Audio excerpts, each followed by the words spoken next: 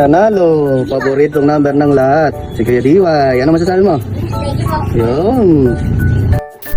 Pangalawang batch na nga po ng ating bunutan. At hindi pa rin po talaga mapipigilan ng mga gustong manalo. Pangalawang araw pa lamang ng palabunutan, pero ang dami agad pumaldo.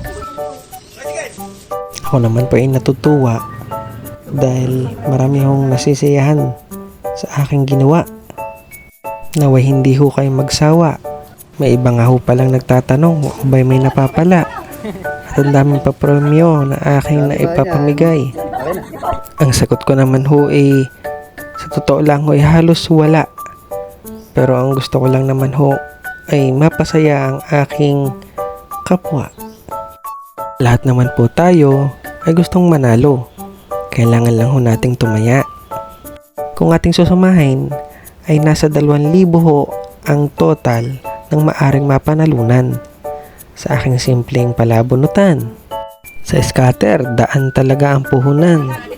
Dito naman ay 2 piso laang. Kaya kayo ay mag-try na din bumunot sa aking palabunutan.